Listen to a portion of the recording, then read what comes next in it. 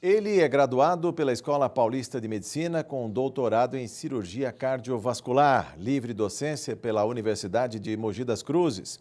Ex-presidente da Sociedade Brasileira de Cirurgia Cardíaca e da Sociedade de Cirurgia Cardíaca do Estado de São Paulo.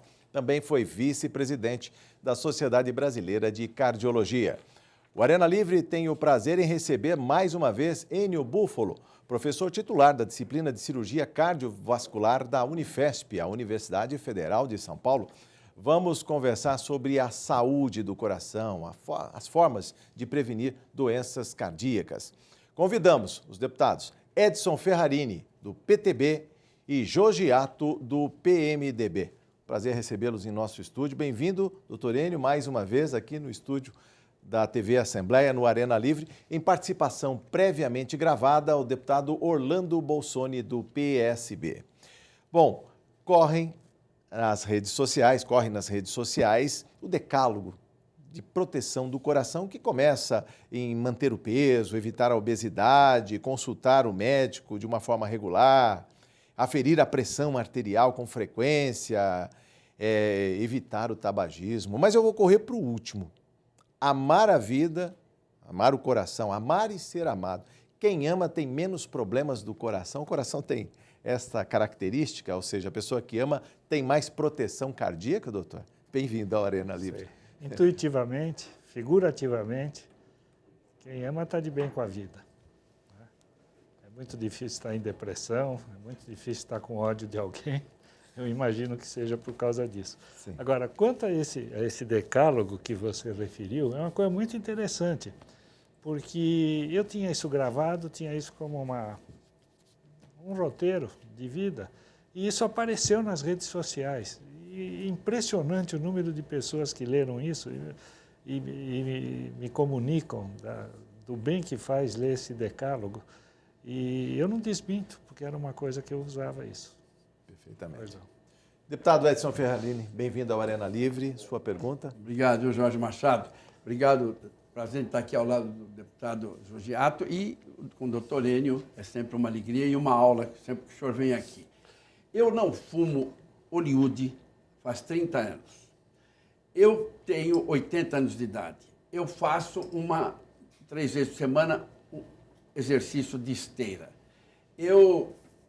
Dentro desse problema do estresse que o senhor falou, eu estou casado uma vez só e, graças a Deus, estou bem casado.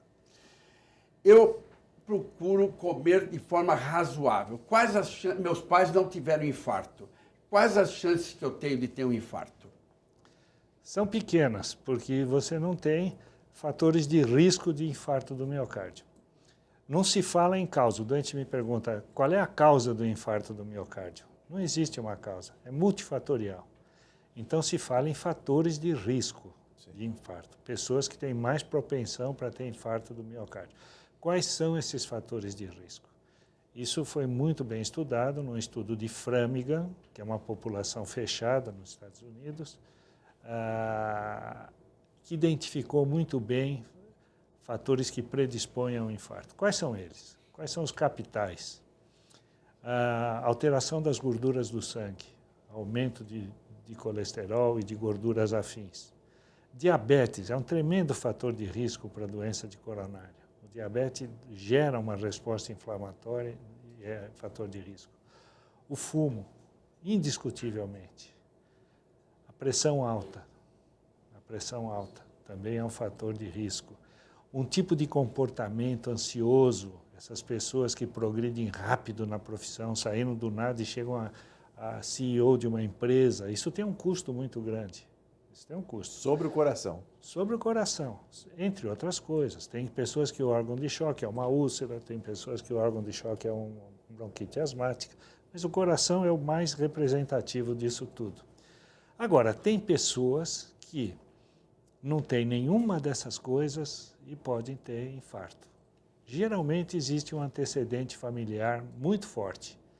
São pessoas que o pai teve infarto com 40 anos, já teve um irmão que já teve infarto com 50 anos, tem uma irmã mais velha safenada. Esses fatores são fatores imponderáveis, né? E são difíceis de remover. Os outros fatores é possível você remover. Sim. Hábito de fumar é possível, tratar colesterol é possível. Hoje você põe o colesterol onde você quiser, os clínicos fazem isso muito bem. Controlar a pressão arterial, é absolutamente controlável. Sair do tabagismo, ter uma vida de exercício regular, não competitivo, também é uma coisa saudável. E é por tudo isso e pela consciência da população em geral, isso que eu estou falando, eu tenho certeza que todo leigo sabe disso, é até intuitivo. A vida média da população está aumentando. Está aumentando consideravelmente. Se estima, pelo menos em países europeus, que no ano de 2030, mais de 10% da população vai passar dos 100 anos. E isso não é porque aumentou o tratamento de câncer, tem sucesso, mas não esse impacto que tem as doenças cardiovasculares. Então, é controlando tudo isso que a pessoa vive mais e com uma vida mais saudável. Então, as doenças mudaram muito. Né? Antes as pessoas morriam de infarto com 50 anos, 60 anos. Hoje não, hoje ele vai ter encrenca lá com 85 anos, vai precisar de uma prótese de quadril, vai ter que tratar da próstata, vai ter que tratar da degeneração da macular. Mudou as doenças. As próprias doenças do coração mudaram. Hoje a gente enfrenta doenças do coração que eu não enfrentava há 30 anos atrás. Porque não havia tempo, né? O infarto levava exatamente. antes. Só, já que essa consulta é minha, eu pedi para o ele, para o Jogi, essa consulta é minha, eu tenho diabetes. Eu tenho um diabetes controlado, eu tomo glifage, e hoje eu medi, deu 116 em jejum. E eu controlo, isso já está com uns 10 anos. O que eu tenho que fazer e quais... Isso aumenta muito o risco, conforme o senhor falou. Mas não o diabetes controlado, né? Controlado. Você tem um diabetes controlado. Isso os endocrinologistas, os cardiologistas sabem controlar muito bem isso, né? Hoje a maioria, isso que você tem deve ser um diabetes tipo 2, que é um diabetes que controla frequentemente com comprimidos, né? Então, existem marcadores de que esse diabetes está descompensado. Se pode identificar esses marcadores, tudo. Então, hoje o diabetes é uma doença absolutamente controlável. Você não tem sobrepeso, que é um fator que poderia ser intervido. Então, eu não vejo isso como um fator de risco, um diabetes controlado. Obrigado pela consulta, viu, Jorginho? Obrigado. E a aparência dele é de 50 anos, né, obrigado. Obrigado, doutor. Deputado Jogi, Olha, bem-vindo. Jorge, você me dá uma oportunidade aqui, através da Arena Livre e da TV Alesp, de agradecer ao nosso querido e famoso, né, competente professor, Dr. Enio Búfalo. Eu vou contar só uma historinha aqui, rapidamente. Eu fui, a pedido dos meus primos, falaram assim, olha, como é que nós vamos fazer? A minha tia estava internada aí no Hospital Dante Passanese. Aí disseram assim para mim, olha, os clínicos, os cardiologistas disseram que era uma conduta clínica e que a minha tia tinha um alto risco de cirurgia, mas a equipe do Dr. Enio Búfalo queria operar. Como eu sou cirurgião, doutor Enio, eu disse assim, deixa na conta do nosso cirurgião cardíaco, doutor Enio Búfalo. Falei para minha tia, quero operar, deixa eu operar. Tem um risco? Lógico que tem, mas se não operar, inclusive os clínicos disseram, ele tem algum tempo de sobrevida muito pequeno. E disseram que ia ter um tempo pequeno, aí ela foi para a cirurgia, o senhor operou, eu encontrei com o senhor lá, mas eu quero fazer aqui meu agradecimento, porque ela viveu mais de 12 anos, né? E se ela não tivesse sido operada, certamente ela pereceria. Mas eu quero aqui, doutor Enio, dizer o seguinte, que é um mito. Quando fala em coração, todo mundo fica preocupado. Tem um mito que o coração não se mexe. E hoje nós temos uma cirurgia cardíaca avançada, né? O senhor é um dos pioneiros, um dos pais da cirurgia cardíaca. E eu queria perguntar o que muita da população quer saber. Quando é que tem uma conduta clínica, como no caso da minha tia, né? Uma conduta clínica, uma conduta de uma angioplastia ou uma intervenção de um transplante cardíaco, né? E se pudesse dizer ao nosso telespectador, vai ajudar muito. Eu agradeço, deputado Jorge, a oportunidade da pergunta, porque essa é uma pergunta muito comum. O a ponte safena, né, também. Exatamente. O indivíduo descobre que tem obstruções coronarianas, ou porque fez um exame que deu alterado, ou porque tem sintomas. As duas formas são possíveis. E daí abre um leque de 3 opções. Tratamento com remédios, altamente eficientes na atualidade. Um tratamento menos agressivo através de um cateterismo e dilatação desse estreitamento e colocação de um stent, também com progressos extraordinários ao longo dos anos, ou uma cirurgia de ponte de safena ou ponte de mamária. Essas são as três opções. O tratamento clínico sempre ele deve ser feito. Sempre, independente de associar outras coisas. Porque o tratamento estabiliza a doença.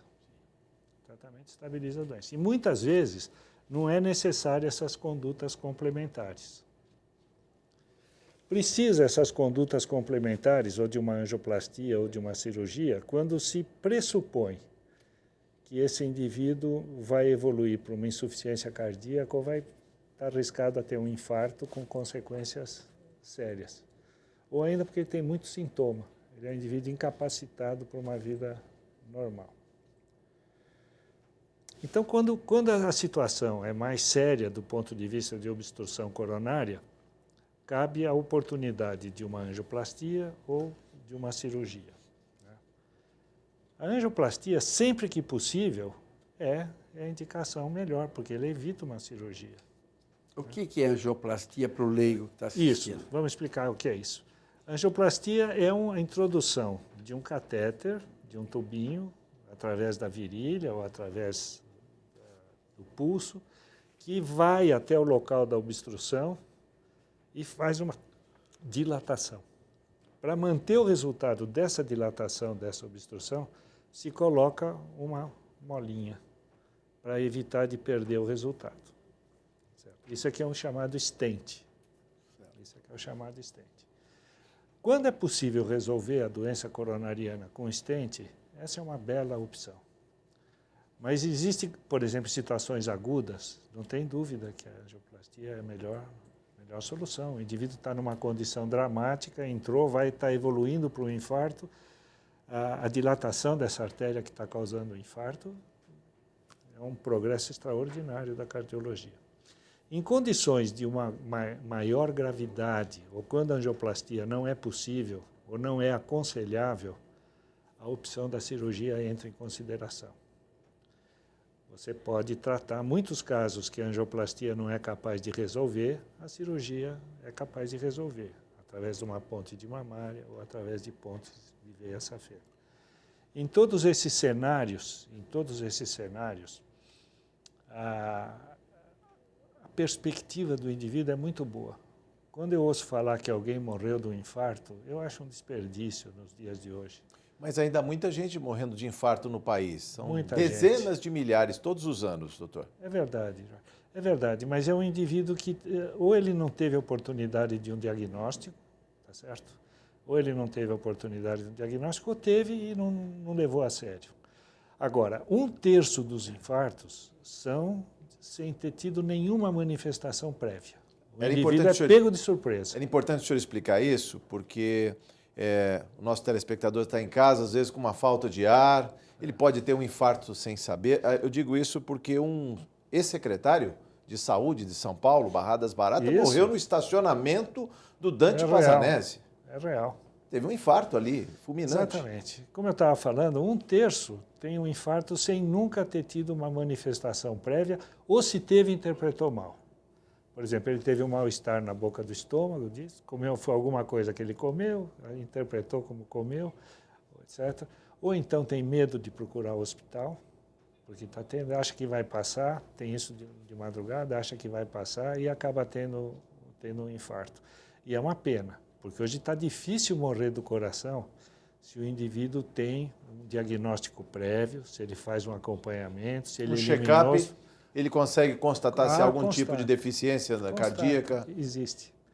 Hoje tem recursos, além do exame clínico, ecocardiograma, cintilografia miocárdica, tomografia de coronárias. Hoje existe um arsenal de métodos diagnósticos que você consegue detectar o alto risco. Você sabe aquele indivíduo que está sujeito a uma encrenca. E No caso do diabetes, que o senhor falou que é traiçoeiro com o coração. Eu queria até que o senhor respondesse para o deputado Edson Ferrarini sobre isso. Então. Por que o diabetes pode trazer complicações para o coração? O diabetes não é só para as coronárias que ele faz mal. Ele faz mal para a circulação cerebral, faz mal para a circulação das pernas, faz mal para a circulação das carótidas. Ele elimina de uma maneira lenta e traiçoeira todas as artérias. E, curiosamente, o indivíduo que tem diabetes, ele pode ter infarto sem ter dor. Sem dor? Sem dor. É possível. Ele aparece tempos depois, por uma consulta cardiológica, se constata uma cicatriz no coração através do eletro, pergunta, o senhor já teve infarto? Não, eu nunca tive. Daí você identifica que ele realmente teve. Eu preciso ter muita habilidade de responder, porque nós temos aqui um compromisso muito grande com o deputado. Tá certo? Mas se ele é acompanhado regularmente por um médico, seguramente ele sabe detectar isso. E seguramente não é o caso dele. No dia 1º do ano, eu estava na praia e à noite eu me senti mal, uma dor aqui no estômago. Mas uma dor à noite, isso 10 horas da noite. Eu não bebo, eu não tinha comido nada exagerado, mas uma dor que ao longo de toda a minha existência eu nunca senti uma dor igual, aqui bem e tal. Eu achei que eu estava tendo um infarto ali, mas meio quieto e tal, mas uma dor muito intrigante. Esperei, erradamente, clareou o dia. Daí as minhas filhas, meu genro, não, vamos a São Paulo e vamos lá no HCOR. Então, via o Hospital HCOR, porque é um hospital especializado em coração. O médico carinhosamente, gentilmente me atendeu, primeiro fez um eletro, falou, bom, está afastada a chance de infarto. Daí ele fez exame de sangue, as medidas que faz no exame de sangue, ele falou, está afastado 100% a fase de infarto. Então nós vamos cuidar agora desse mal-estar estomacal que você está tendo. Mas eu tive a sensação, certeza, que eu tinha tido infarto, estava sentindo dor no braço, sentindo dor aqui, na barriga. Então veja que é preciso tomar cuidado mesmo. Eu não podia deixar ali, o sujeito deixa uma dessa, vai tomando chá de boldo, vai tomando não sei o quê e acha que resolve. Daí o coração... Exatamente. Há sempre o risco, nesse caso, de confundir os sintomas, doutor? Existe, mas com o exame como foi feito, com um eletrocardiograma, dosagem dos enzimas, você sabe se o coração está sofrendo ou não. Então é perfeitamente possível você caracterizar um quadro de infarto em evolução ou de uma outra causa desse mal-estar. Pode ser uma esofagite, pode ser uma distensão do estômago por uma bolha de ar. São várias causas de dor que pode simular infarto. Sim. Deputado Jugi. Eu gostaria de acrescentar uma pergunta, doutor Enio. É sobre, por exemplo, o povo brasileiro bebe muito café. O café pode fazer mal ao coração, porque existe a cafeína, né? Que ela é vasoconstritora. E tem pessoas que tomam café e sentem mal. Eu não sei se é isso. Isso podia estar relacionado. Isso, eu não sou uma autoridade para falar sobre a farmacologia da cafeína, mas existe uma coisa de conhecimento médico geral. O café é um excitante de todo o sistema elétrico do coração. E, às vezes, o hábito de tomar muito café pode estar relacionado com arritmias cardíacas, por exemplo, extrasístoles, até arritmias mais complexas, taquicardias paroxísticas. Tanto que o indivíduo que tem essas arritmias cardíacas, com frequência, se investiga várias coisas, tiroide, remédios que ele toma, e se toma muito café. Pode estar relacionado com arritmias cardíacas, a cafeína. Doutor Enio Búfalo, eu perguntei no início do programa se amar faria bem para o coração. E o senhor disse que o amor dá uma proteção extra para o músculo cardíaco, vamos dizer assim. E o contrário, a tristeza, a solidão podem trazer problemas cardíacos? No modelo de vida que nós temos hoje nas grandes cidades, as pessoas muito atarefadas, que vivem sozinhas, que muitas vezes estão em contato distante dos parentes, praticamente não têm amigos, não conhecem nem quem mora no prédio onde mora, ou seja, não cumprimenta as pessoas no elevador, tem uma vida totalmente isolada. Essa pessoa está mais propensa a ter um problema do coração? Quem vai te responder não sou eu. Quem vai te responder é um estudo da Stanford, da Universidade de Stanford, que estudou esse aspecto. E realmente a depressão traz consigo um risco maior, não é só de doença do coração, não. Parece que o principal encrenca da depressão é doenças neoplásicas, tumores. Então, a conclusão desse estudo da Stanford é que o indivíduo perde a motivação de viver e relaxa em muitas outras coisas, até na vestimenta, no hábito de tomar banho, sim, e inclusive em medicações que ele eventualmente tomava. E é de conhecimento intuitivo, assim, que esse casal de velhinhos que foram casados por 50 anos, quando um morre, o outro vai logo em seguida. Isso é uma coisa que a gente vê com muita frequência. Quando existe uma ligação muito grande entre o casal, é difícil o outro suportar a separação. Uma pessoa que tem um animal em casa tem uma vida, tem um coração melhor? Olha, eu não sei se eu devo contar essa história, mas existe um cardiologista da Mayo Clinic que chama Dr. Bernard Gersh. É um indivíduo formidável, um formador de opinião em nível internacional. E ele apresentou num congresso um estudo em que fizeram uma pergunta. Indivíduos que têm animais de estimação têm menos chance de ter infarto? Então, num primeiro nível de corte, sim. Quem tem animal de estimação tem menos chance de ter infarto. Daí, a pergunta seguinte, no processo de discriminação dessa pergunta, o gato era diferente de cachorro? E chegaram à conclusão que não. Aliás, que sim. Que quem tinha cães tinha maior benefício do que quem tinha gato. Daí a pergunta era se animal pequeno ou animal grande. Foi descendo na discriminação. Quem tinha cachorro grande, tinha mais proteção do que quem tinha cachorro pequeno. Então, eles foram apertando o cerco e foram verificando que quem tem animal grande levava o cão para passear todo dia. Logo, era forçado a fazer exercício. E quem tinha gato, não, porque o gato fica quietinho em casa, ninguém leva gato para passear na rua. Então, esse foi um estudo curioso e ele apresentou isso num simpósio internacional que eu assisti no Uruguai. Foi uma coisa muito curiosa.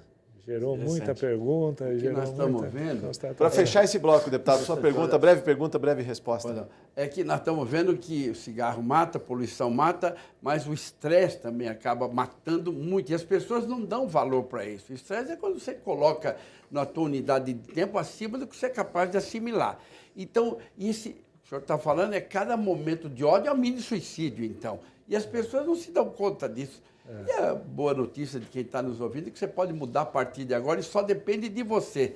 Aquele cara que acorda, fala, parece que ele toma um suco de cascavel e ele toma de manhã.